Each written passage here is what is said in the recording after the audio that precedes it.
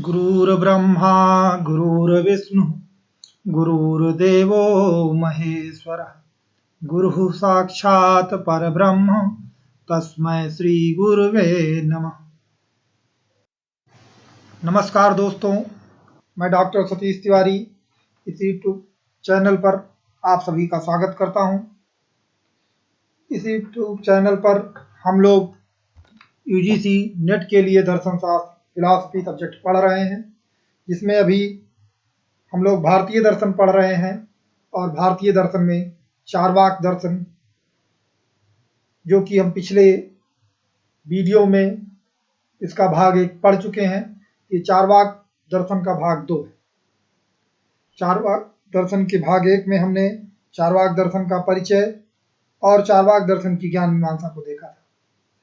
इस भाग में हम चारवाक दर्शन की तत्व मीमांसा और नीति मीमांसा के बारे में चर्चा करेंगे। अगर हम बात करें चारवाक दर्शन की तत्व मीमांसा की, तो चारवाक दर्शन की तत्व मीमांसा उसके ज्ञान मीमांसा पर निर्भर करती है। The metaphysics of Charvaka philosophy depends on his epistemology. Charvaka दर्शन केवल प्रत्यक्ष को ही एक बात प्रमाण मानता है, जैसा कि हम पहले देख चुके हैं। प्रत्यक्ष को एकमात्र प्रमाण मानने के कारण यह भौतिकवादी तत्व मीमांसा को स्वीकार करता है। Charvaka philosophy accept materialist metaphysics because it consider perception is the only valid source of knowledge.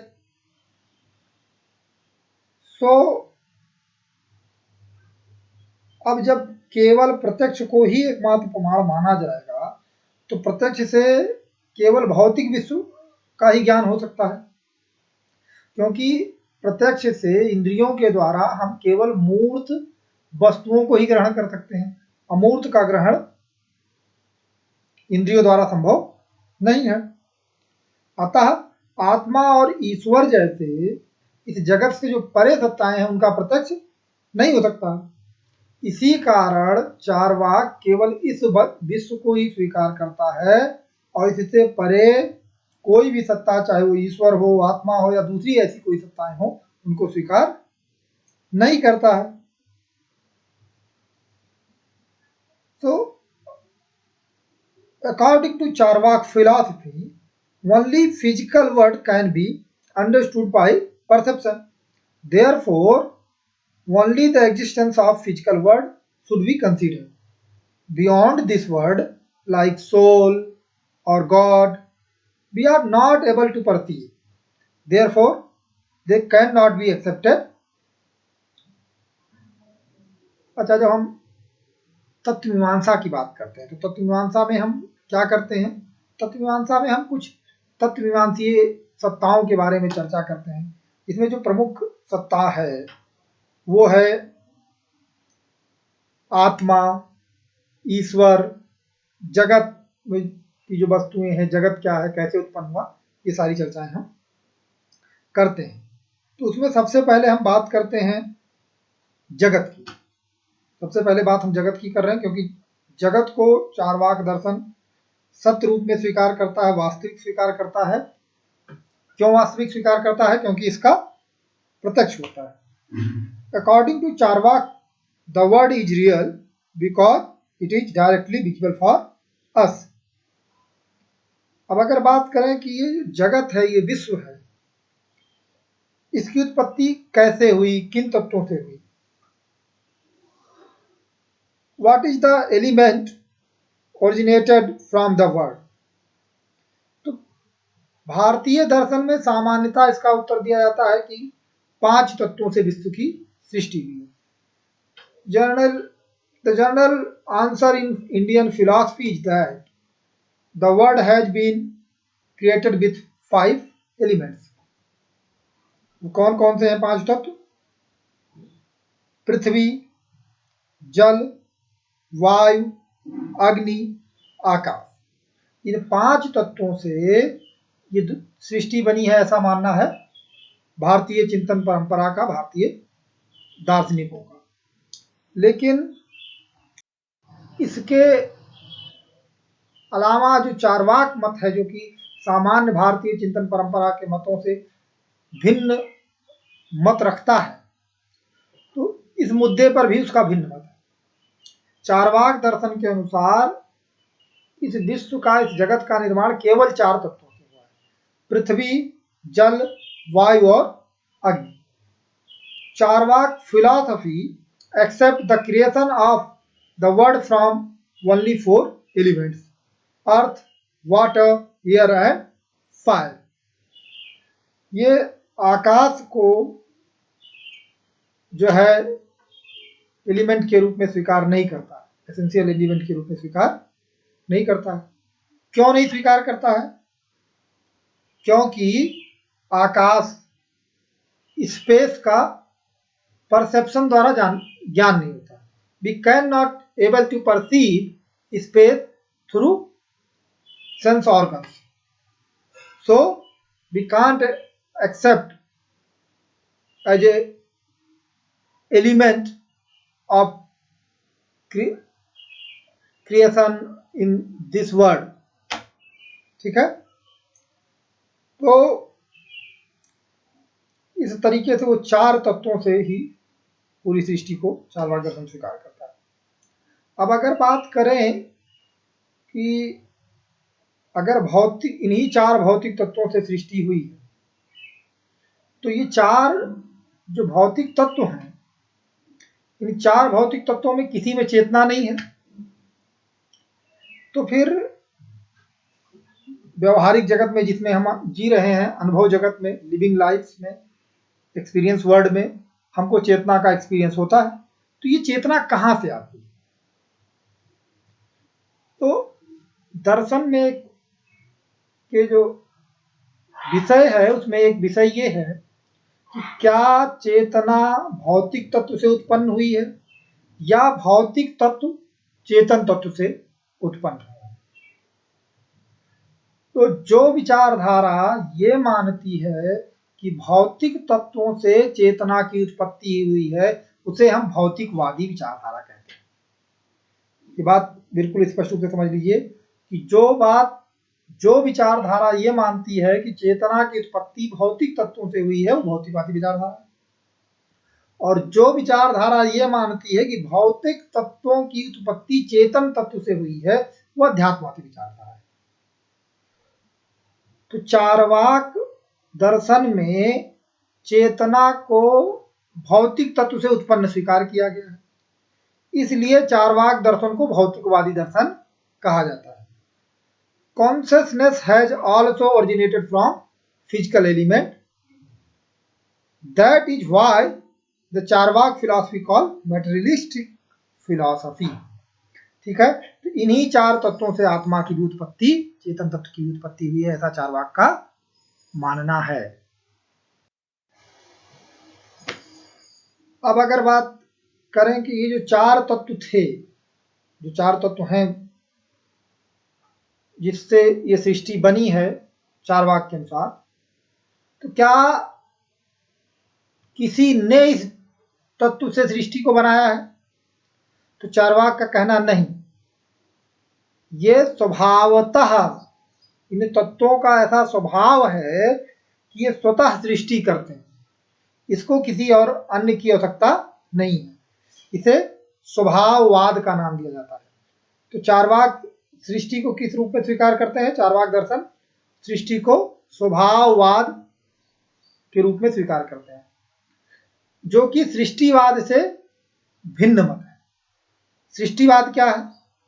सृष्टिवाद एक ऐसा विचार है जो ये मानता है कि विश्व की रचना किसी ईश्वर ने या कोई ईश्वर जैसी ही अलौकिक सत्ता ने किया है।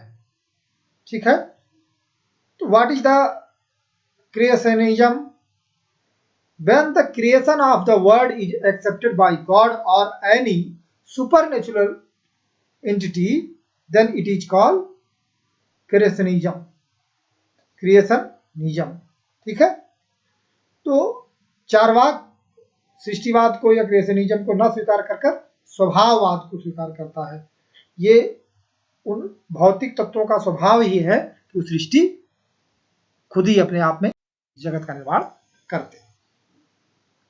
अब हम यदि बात करें कि इस सृष्टि के बनने का क्या कोई प्रयोजन है, तो चार्वाक दर्शन कहता नहीं, इसका कोई प्रयोजन नहीं है, ये बस ऐसे ही बन गई, अनायास बन गई, यंत्रवादी दर्शन इसलिए इसको कहा जाता है।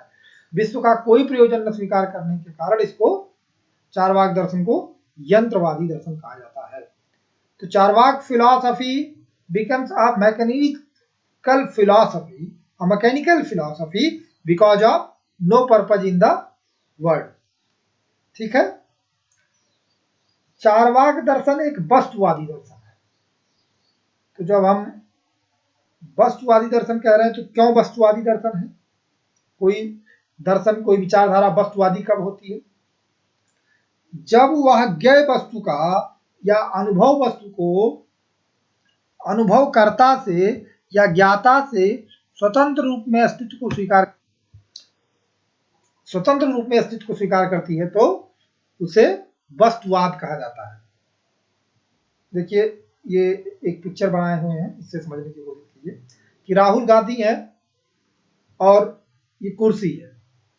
तो ये कुर्सी, मान लीजिए इस समय राहुल गांधी कांग्रेस पार्टी के अध्यक्ष है, लेकिन राहुल गांधी रहें या न रहें, कांग्रेस पार्टी का अध्यक्ष पद रहेगा।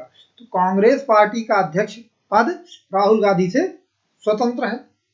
जैसे इससे पहले सोनिया गांधी थी, उससे पहले कोई और था, इसके बाद कोई और होगा। तो जब ज्ञाता से ज्ञेय स्वतंत्र होता है तो ऐसे विचार को वस्तुवाद कहते हैं, और इसके विपरीत जब ज्ञेय वस्तु ज्ञाता पर निर्भर करती है तो उसे प्रत्ययवाद कहते हैं। There is a difference between realism and idealism.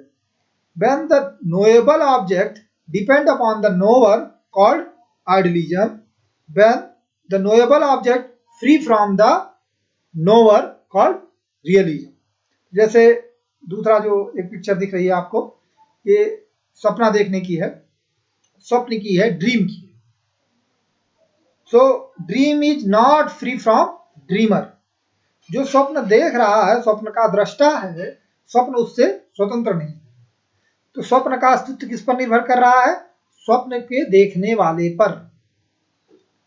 तो स्वप्न के देखने वाले पर जब स्वप्न का अस्तित्व निर्भर कर रहा है तो ये क्या हो गया? आइडियलिज्म। और जब उससे स्वतंत्र है तो वो रियलिज्म हो जाएगा।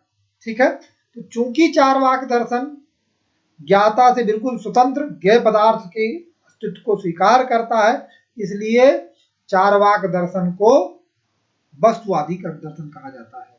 Charvaka philosophy is realist philosophy because according to it the existence of the matter of the world is independent और फ्री फ्रॉम द नोअर। ठीक है, अब जो तत्वमीमांसीय चिंतन है, उसमें जो चिंतन होता है उसमें प्रमुख रूप से ईश्वर और जगत और आत्मा के बारे में होता है। तो जगत के बारे में हमने देख लिया, अब हम बात करते हैं आत्मा के बारे में। तो आत्मा क्या है? What is the soul? तो भारतीय दर्शन में साधारणतया आत्मा को किस रूप में स्वीकार किया जाता है? कि शरीर से भिन्न है, वो नित्य है, चिरस्थायी है, अमर है। इस रूप में भारतीय दर्शन में सामान्यतः आत्मा को स्वीकार किया जाता है। In Indian philosophy the soul has generally been accepted as an independent, eternal, everlasting and immoral entity from the body। ठीक है, जैसे गीता में भी कहा गया है कि जिस प्रकार से व्यक्ति अपने शरीर के वस्त्रों को बदलता है, उसी प्रकार से जो है आत्मा अपने शरीर बदलती है। तो एक तरीके से आत्मा में एक निरंतरता बताई गई है। लेकिन चार्वाक दर्शन, इन द चार्वाक फिलॉसफी में इस तरीके के आत्मा के अस्तित्व को नकारा गया है। इस तरीके के आत्मा के अस्तित्व को स्वीकार नहीं किया गया है। वो चार्वाक दर्शन आत्मा को शरीर से भिन्न स्वीकार नहीं करता। सर्वदर्शन संग्रह में माधवाचार्य जी लिखते हैं चार्वाक दर्शन को प्रेजेंट करते हुए कि चैतन्य विशिष्ट देह में व आत्मा, कि चेतना से युक्त जो शरीर है वही आत्मा। तो क्या हो गया, चार्वाक दर्शन चेतना को शरीर का गुण मान लेता है, जो सोते वक्त नहीं रहती है, मूर्छा की अवस्था में नहीं रहती है, मरने के बाद नहीं रहती है। ठीक है, तो कॉन्शियसनेस जो है एक टेम्परेरी क्वालिटी है बॉडी की। According to Charvaka philosophy, souls are not different from bodies. According to Charvak philosophy, consciousness is the quality of body. लेकिन अब एक प्रश्न उठता है यहाँ पे कि चार्वाक फिलॉसफी में सारी चीजें जितनी हमको एक्सपीरियंस वर्ल्ड में एक्सपीरियंस होती हैं, अनुभव जगत में अनुभव होती हैं, वो सब चार भौतिक पदार्थों से निर्मित मानी गई हैं और उन किसी भी भौतिक पदार्थों में चेतना नहीं है। तो आखिर में चेतना आती कहां से? Here a question arrive, where does consciousness come from the physical elements? तो अब ऐसे में इस बात के उत्तर के लिए चार्वाक दर्शन में एक उपमा, एक उदाहरण का सहारा लिया। जिस प्रकार से सुपारी, चूना, पान में लाल रंग का अभाव होता है, कि जब उनको एक साथ चबाया जाता है तो उसमें लाल रंग आ जाता है। तो चार्वाक दर्शन का कहना है कि ठीक उसी प्रकार से भौतिक तत्वों में तो चेतना का अभाव है, किंतु जब इनका एक निश्चित अनुपात में संयोग होता है तो चेतना का स्वतः उदय होता है। According to Charvak philosophy, just as there is a lack of red color in the betel nut, limes and pan, but chewing them together give a red color. In the same way, consciousness arises due to lack of consciousness from physical elements. ठीक है, तो चार्वाक दर्शन में आत्मा और शरीर को बिल्कुल एक साथ जोड़ दिया गया है। Soul is consider as a quality of body, आत्मा को शरीर का गुण स्वीकार कर लिया गया है। तो जो गुण है, जैसे गुड़ी नष्ट हो जाएगा तैसे गुण खत्म हो जाएगा। जैसे जब क्वांटिटी है तो जो क्वांटिटी को होल्ड करने वाला है अगर वही नहीं रहेगा तो क्वालिटी कैसे रहेगी? अगर कोई क्वालिटी है, क्वालिटी को होल्ड करने वाला है नहीं तो क्वालिटी नहीं रहेगी। उसी तरीके से जब शरीर नष्ट हो जाता है तो आत्मा भी नष्ट हो जाती है, ऐसा चार्वाक का मानना है। इसलिए चार्वाक दर्शन कहता है मृत्यु ही मोक्ष है, मरणेव अपवर्गः। ठीक है, तो मान लीजिए क्वेश्चन पूछा जा सकता है कि मोक्ष के लिए चार्वाक कौन सा शब्द यूज कर रहे हैं, तो माधवाचार्य जी ने सर्वदर्शन संग्रह में अपवर्ग शब्द का प्रयोग जो है किया है, ये दिखाते हुए कि चार्वाक को प्रेजेंट करते हुए। ठीक है, so according to the Charvaka philosophy, along with the destruction of the body, the soul is destroyed. Death is salvation. मृत्यु जो है वही क्या है? मोक्ष है। अब अगर तीसरी सत्ता की बात करें, तत्वमीमांसीय सत्ता, तो वो ईश्वर है।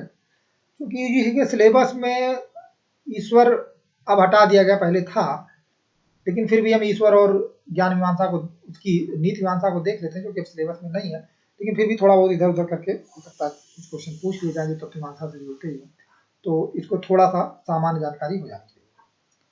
तो जैसा हम लोग पहले वीडियो में ही देख चुके हैं कि चार्वाक दर्शन ईश्वर को स्वीकार नहीं करता। क्यों नहीं स्वीकार करता? क्योंकि ईश्वर का प्रत्यक्ष नहीं होता है। Charvakas do not accept the authority of God because God is not visible.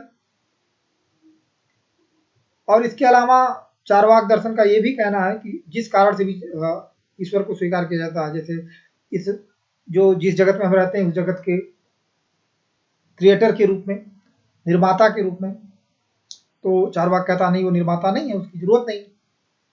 इसके अलावा जो है कर्म फलदाता के रूप में, तो उसको भी चार्वाक स्वीकार नहीं करता कि कोई कर्म का फल मृत्यु के बाद भी मिलता है, इस तरीके की कोई चीजें स्वीकार नहीं करता है। वो कहता है कि इस जगत में राजा ही ईश्वर के समान है, वही जो दंड देता है, फल देता है, बस वही करता है, इसके अतिरिक्त कोई चीज नहीं। तो जब ईश्वर के अस्तित्व को नहीं मानते हैं तो यज्ञ करना, तपस्या करना, प्रार्थना करना आदि भी अर्थ ही नहीं रहता। यज्ञ, patience, prayer etcetera also become meaningless due to non-existence of God। ठीक है। अब हम अगर बात करें चार्वाक दर्शन के ज्ञान मीमांसा की, तो वह उसकी ज्ञान मीमांसा एक सुखवादी ज्ञान मीमांसा है, सुख पर ही अधिक जोर देता है। वो कहता है यावत् जीवेत सुखम जीवेत ऋणम कृत्वा घृतम पीवेत भस्मीभूतस्य देहस् पुनरागमः कुतः। मतलब जब तक जीना भैया सुख से जियो, और जरूरत पड़े तो ऋण लेकर भी घी पियो। ऋण लेकर घी पीने का तात्पर्य क्या है कि किसी भी तरीके से साधनों को, जो सुख के साधन है उसको इकट्ठा करो। क्यों ऐसा करना है? क्योंकि भस्मीभूत से देह, ये शरीर नाशवान है और जैसे ये जल जाएगी एक बार तो ये पुनः नहीं मिलेगी। इसलिए इंजॉय करो, हैप्पीली इंजॉयफुल लाइफ जियो। अब क्या है कि सामान्यतः भारतीय चिंतन परंपरा में, भारतीय दर्शन परंपरा में 4 पुरुषार्थ को स्वीकार किया गया: धर्म, अर्थ, काम और मोक्ष। तो in Indian philosophical tradition accepted 4 purushartha: dharma, artha, kama and moksha. Moksha is the ultimate पुरुषार्थ। मोक्ष को परम पुरुषार्थ स्वीकार किया गया है। लेकिन चार्वाक दर्शन में मरने को ही मोक्ष कह दिया गया। तो मरता हर कोई है, तो इस हिसाब से तो हर किसी को मुक्ति मिल जाएगी। तो चार्वाक दर्शन केवल 2 पुरुषार्थों को ही